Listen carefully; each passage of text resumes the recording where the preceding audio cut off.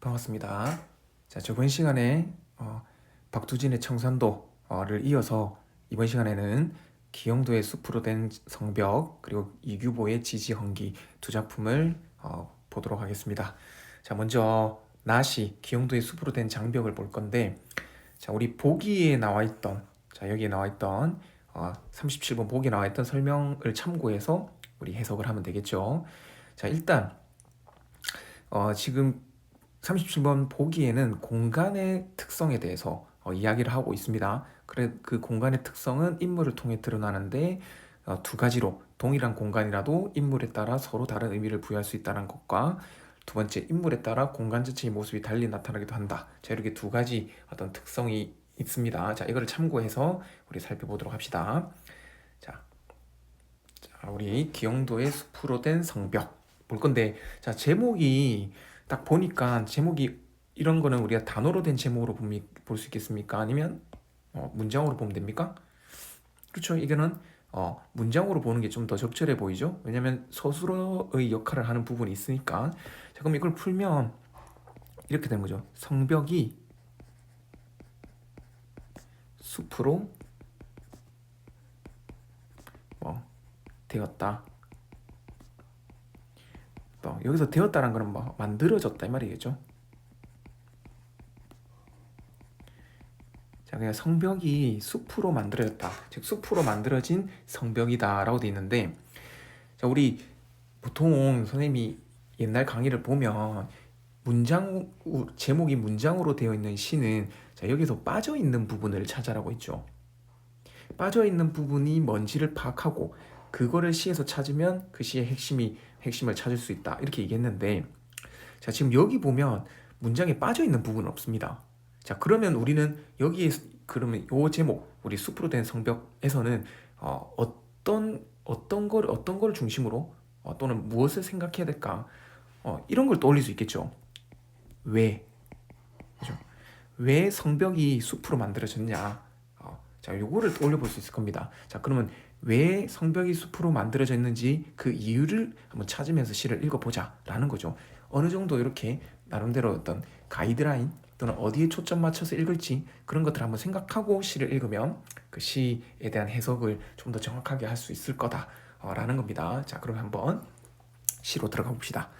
자, 저녁 노을이 지면, 자, 지금 시간적 배경에 대해서 이렇게 직접적으로 제시를 해주고 있습니다. 자, 시간적 배경은 저녁 무렵이 됩니다. 자, 신들의 상점엔 하나둘 불이 켜지고 라고 했는데, 지금 저녁 노을이 져서 이제 어두워지면 신들의 상점엔 불이 켜진다고 합니다. 되게 어떤 분위기를 만들어줍니까? 되게 동화적이죠. 상상을 한번 해보세요. 되게 동화적이고 환상적 분위기를 만들어주고 있습니다. 자, 그렇게 신들의 상점에는 불이 켜지고 농부들은 작은 당나귀들과 함께 성 안으로 사라지는 것이었다. 그러니까 우리가 제목이 숲으로 된 성벽이었으면 바로 이 농부들은, 그리고 작은 당나귀들은 그 성벽을 넘어서 성 안으로 들어가는 거죠. 그죠? 자, 성벽은, 자, 우리 제목에 나왔던 그 성벽입니다.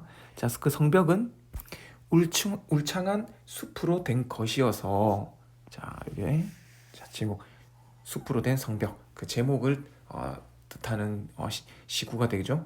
누구나 사원을 통과하는 구름 혹은 조용한 공기들이 되지 않으면 한 걸음도 들어갈 수 없는 아름답고 신비로운 그 성, 이렇게 되어 있습니다. 자, 지금 여기에 성벽을 통과해서 성 안으로 들어갈 수 있는 존재는 구름이나 공기가 되겠죠. 자, 이 구름이나 공기 전부 다 이 순수성이라는 이미지를 가지고 있습니다. 자, 그러면 지금 또 이제 성 안으로 들어갈 수 있는, 위에 나와 있는 이 농부나 당나귀도 어떤 존재다? 순수한 존재다, 이렇게 되는 거죠. 그러니까 여기서는 구름, 이 공기와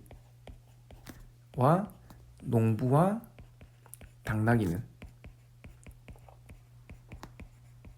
그죠? 자, 이렇게 동일한 어떤 이미지, 속성을 가지고 있는 대상으로서 이 순수성의 이미지를 가지고 있습니다. 자, 그리고 일연의 제일 마지막은 명사형으로 종결시키고 있죠.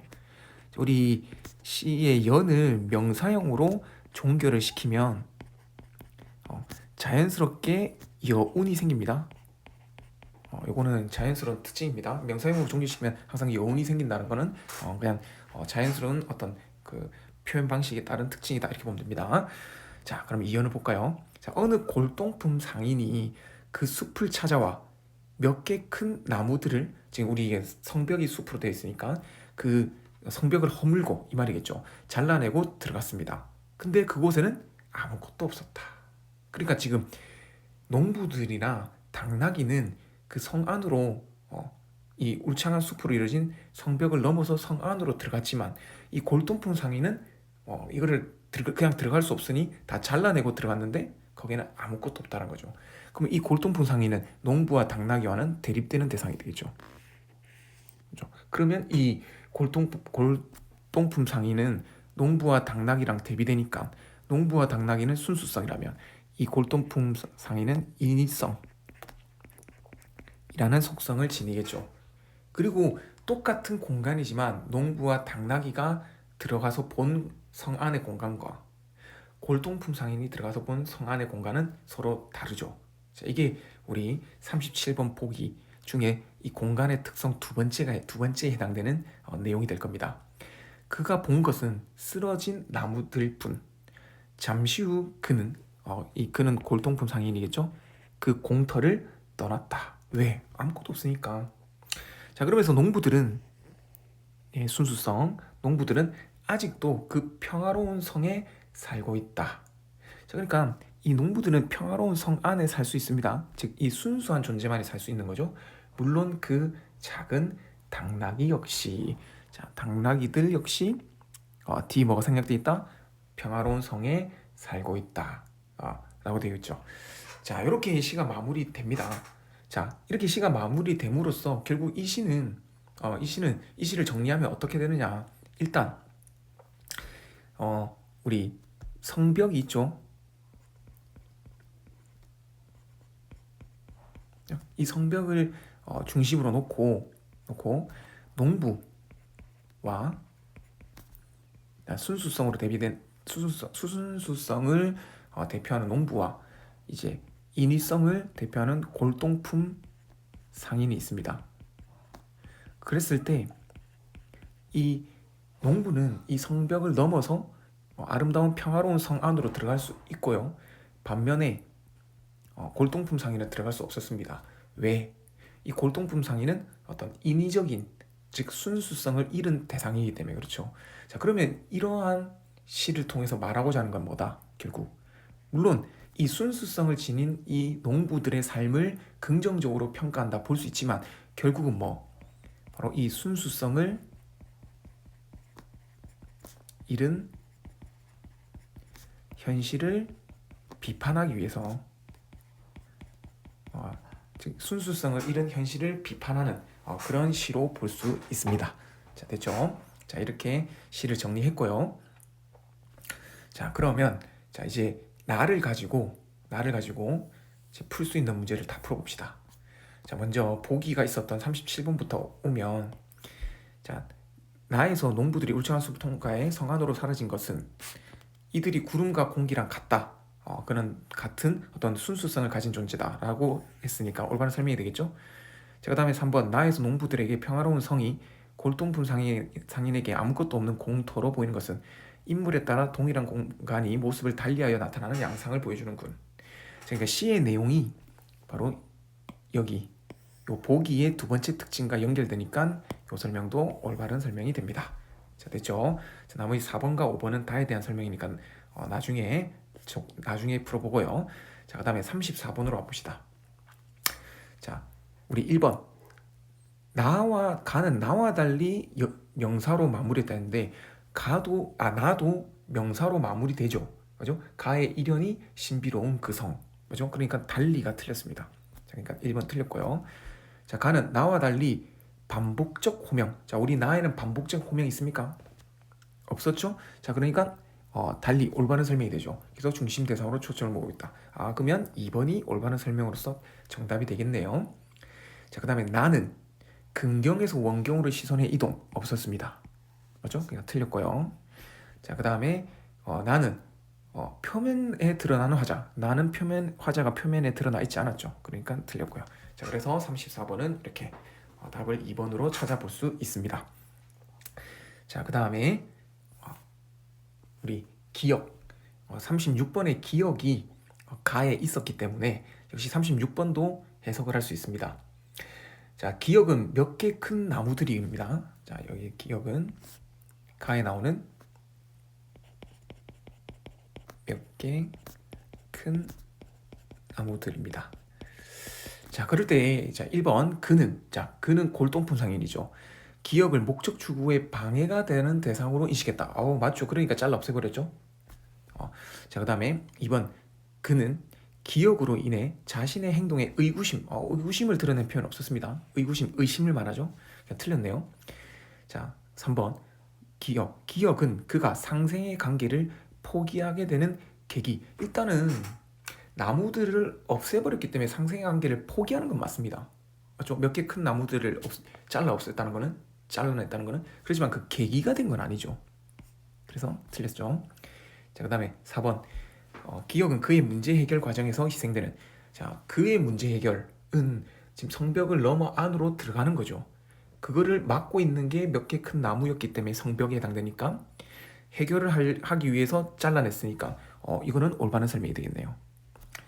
자, 그 다음에 5번 기억은 그의 내적 갈등을 유발한다. 내적 갈등 없었습니다. 자, 그러니까 일단 지금 기억을 통해서 우리는 2번, 3번, 5번이 틀렸음을 알 수 있습니다. 자, 그러면 우리는 다를 읽고 니은을 가지고 1번, 4번 중에 정답을 도출해내면 되겠습니다. 자, 일단 나를 가지고 풀 수 있는 거는 일단 다 풀어봤습니다. 자, 그리고 나면 이제 다시 다로 와야겠죠. 자, 다 작품은 고전 산문으로서 이규보의 지지헌기입니다. 이규보는 고려시대 때 문인이죠. 자, 이럴 때 우리 보통 고전 수필에 기라고 하는 게 나오잖아요. 자, 이 기라는 거는 어떤 사건이나 기라는 거는 이게 글의 종류입니다. 기가 글의 종류입니다. 글의 종류로서 어떤 사건이나 경험의 어떤 자초지종, 그러니까 그 이유나 원인 같은 거 되겠죠. 자, 그런 거를 기록하는 형식을 우리는 기라고 합니다. 그러면 지지헌기는 어떤 내용이냐? 자, 우리 지지헌기가 어떤 내용인지, 자, 그거는 이제 작품을 봐야 알 건데, 우리가 보통 헌기 이렇게 하는 거는 어떤 집의 이름, 그 집의 이름을 붙이는 가정 또는 이름을 붙인 이유가 됩니다. 그러면 지지헌기는 그 집의 이름을 지지라고 붙였는데 지지라고 이름을 붙인 이유가 무엇이냐, 그거를 기록한 글이다. 이렇게 해석을 하면 됩니다. 자, 그러면 한번 작품을 읽어보죠. 자, 이른바 지지라는 것은, 우리 지지는 사실 좀 게임할 때 포기를 우리 졌다고 포기를 선언할 때 지지라고도 하는데, 자, 여기서는 능히 그 그칠 곳을 알아서 그치는 것이라고 합니다. 약간 의미가 좀 비슷하죠. 그 그칠 곳이 아닌데 그치면 그 그침은 그칠 곳에 그친 것이 아니다. 즉 잘못한 것이다.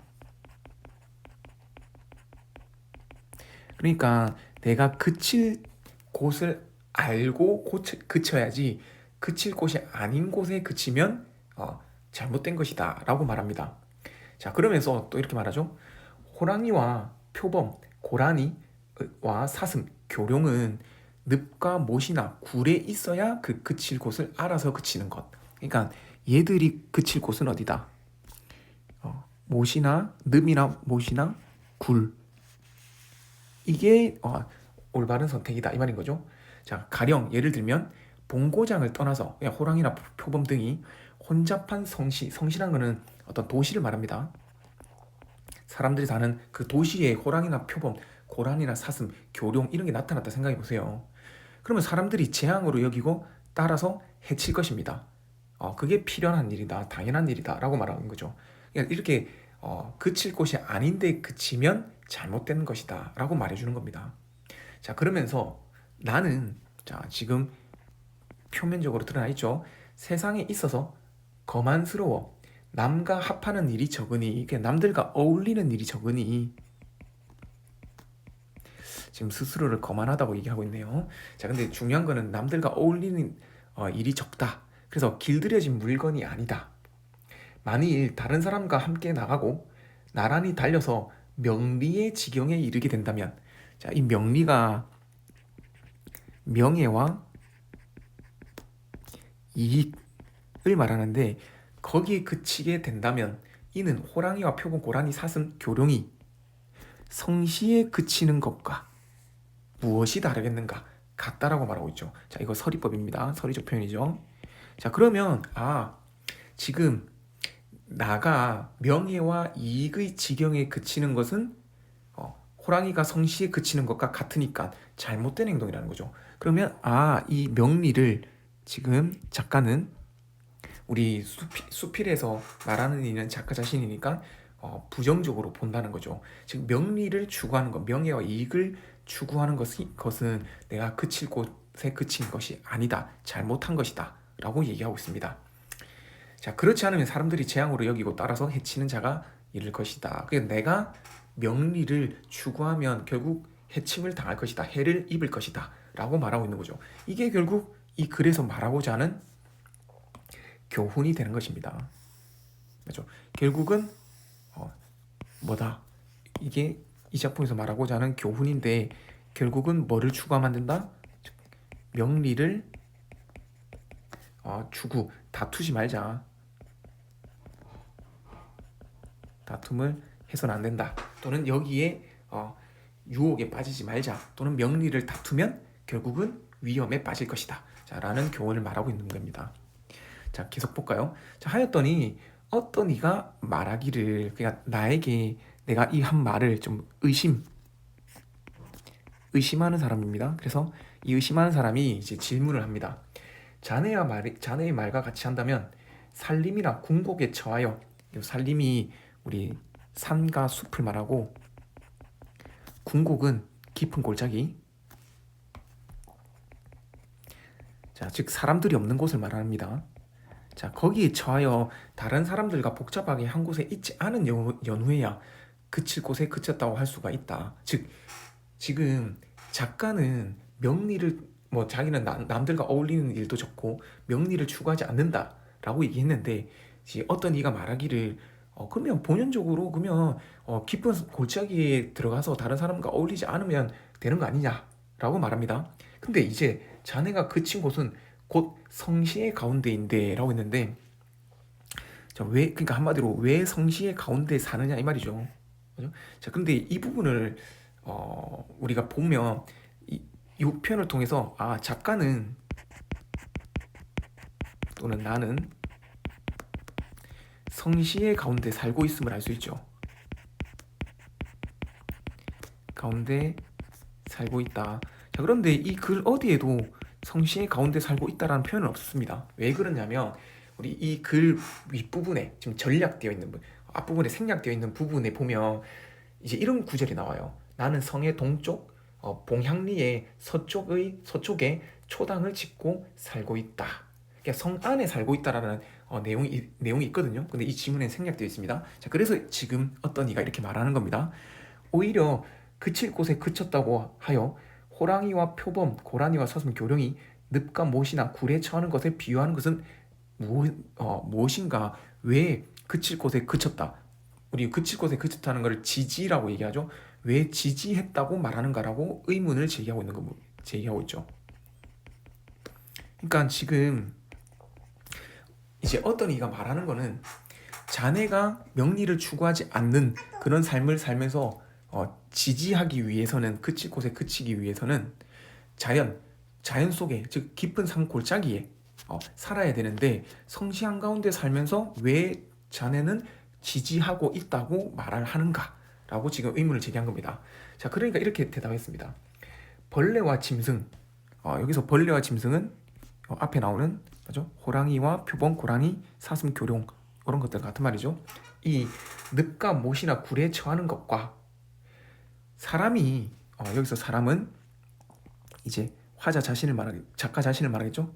이 성시에 처하는 것은 역시 각각 그 그침의 떳떳한 것이다. 그냥 그쳐야 될 것이다.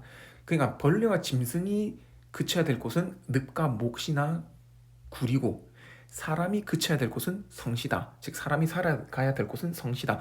이게 떳떳한 것이다. 당연한 이치다. 가령 예를 들면 사람이 늪과 못에 엎드리고 굴에 들어간다면 역시 고라니와 표범, 고라니와 사슴, 교룡이 성시에 들어간 것과 같으니, 왜냐하면 그칠 곳이 아니니, 독충이나 맹수가 또한 반드시 재앙으로 여기고 때를 지어 해칠 것이다. 사람이 사람을 피하여 벌레와 짐승에게 해를 당하는 일을 나는 참아하지 못한다. 그러니까 이건 그쳐야 될 것이 아니다라고 말하는 거죠. 또 사람이 사람을 꺼리어 해치기를 꾀하는 것. 자, 이거는 뭐 다른 사람에게 피해를 주는 것을 말하죠.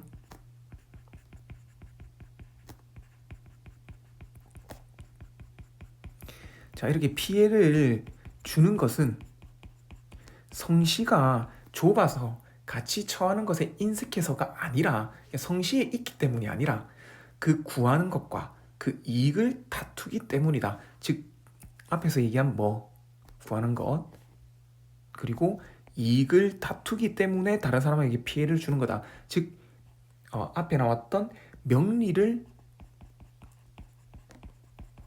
추구, 즉 다투기 때문이다. 그러니까 한마디로 그런 거죠.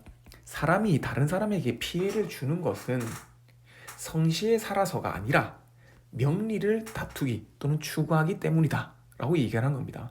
진실로 사람들과 다투지 아니하여 비록 대낮에 내 상자를 훔쳐가는 자가 있더라도, 여기서 상자는 나의 재물이 되겠죠. 돈, 나의 재물을 훔쳐가는 자가 있더라도 그냥 피하고 이거를 보지 않는다면, 그냥 욕심을 부리지 않는다면, 즉 뭐 명리를 추구하지 않는다면 사람이 성시에 처한 것이 또한 호랑이와 표범, 고라니와 사슴, 교령이 늪과 못이나 굴에 처하는 것과 같은 것이다. 근데 어찌 해칠 자가 있겠는가? 해칠 자가 없다. 또 서립적인 표현이죠. 자, 서립법을 상당히 많이 쓰고 있네요. 그래서 내가 거처를 이렇게 이름한 것은 대개 이러한 뜻이다. 그러니까 거처를 이렇게 이름했다. 지지라고 표현한 것은, 이름한 것은 이러한 나의 의미를 가지고 있다 라고 얘기하면서 정면년 3월 10일에 기한다, 기록한다 라고 하면서 글이 마무리됩니다. 즉 이 글은 명리를 추구하지 말자, 명리를 쫓으면 결국 위험에 빠질 거다 라는 교훈을 드러내는 수필이다, 이렇게 해석을 하면 됩니다. 자 그러면 우리 이제 다작품까지 다 봤으니까 남은 문제들을 해결해 보도록 합시다.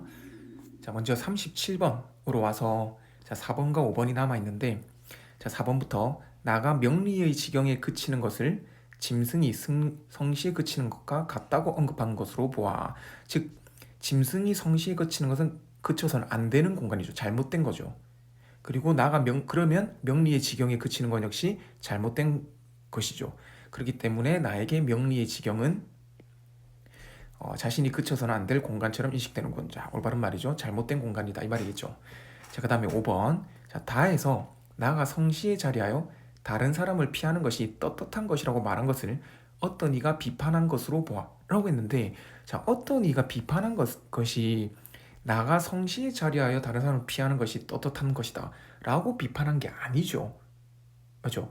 그러니까 이 어떤 이는 살림이나 궁곡에 처해야 한다라고 얘기해서 성시에 처한 게 잘못됐다고 비판한 거죠. 그죠? 그러니까 성시에 자리한 게 잘못됐다고 비판했는데, 성시에 자리하여 다른 사람을 비하는 것이 떳떳한 것이라고 말한 것을 비판한 건 아니라는 겁니다. 맞죠? 자, 그렇기 때문에 이건 이 부분이 틀렸죠. 답은 5번이 됩니다. 자, 그 다음에 36번을 보도록 하겠습니다. 자, 36번으로 오면, 자, 니은은 내 상자가 되죠. 자, 상자의 의미는 어떤 재물이었습니다. 자, 1번과 4번이 남아있는데, 자, 1번 나는 니은을 추구하는 뜻에 방해가 되지 않는 대상. 자, 여기서 나가 추구하는 뜻은 뭐였습니까? 바로 지지, 그쳐야 할 곳에 그침으로써 해를 입지 않는 거였죠. 그럴 때 이 내 상자라고 해서 이 재물은 훔쳐가는 자가 있더라도 피하고 보지 않는다고 했습니다. 신경 안 쓴다고 했죠. 그렇기 때문에 방해가 되지 않는 대상으로 인식한다. 이거는 올바른 설명이 됩니다. 그 다음 1번이겠네요. 그 다음에 4번에서 나의 문제 해결을 위한 실마리 제공. 이거는 이런 그 재물이나 명리 같은 게 문제 해결을 위한 실마리 제공하는 대상은 아니었죠. 자, 관련이 없으니까 4번도 틀렸습니다. 자, 그리고 이제 남은 게 38번입니다. 38번에서 지지에 대한 대해 설명한 내용으로 가장 적절한 것을 찾아라라고 했는데, 자, 지금 나머지 한번 읽어보면 이 문제가 어렵지 않으니까 충분히 이해가 될 거고요. 자, 답을 한번 봅시다. 자, 답은 2번인데 거처를 이렇게 이름한 것과 관련되어 자신의 본성에 맞는 삶을 실천하고자, 즉 자신의 본성에 맞는 삶이 바로 지지, 즉 그쳐야 할 곳에 그치는 것을 말하는 거죠. 자, 그런 글쓴이 지향을 반영한다. 2번의 올바른 설명으로서 어떤 이 지지에 대한 뜻이 되는 겁니다. 자, 됐죠? 자, 그러면 이렇게 우리 세 작품, 현대시 2편과 고전 수필 1편을 공부했습니다. 오늘은 여기까지 하고요. 자, 다음 시간에 뒤에 남아있는 현대소설과 고전 산문을 공부하도록 하겠습니다. 수고 많았습니다.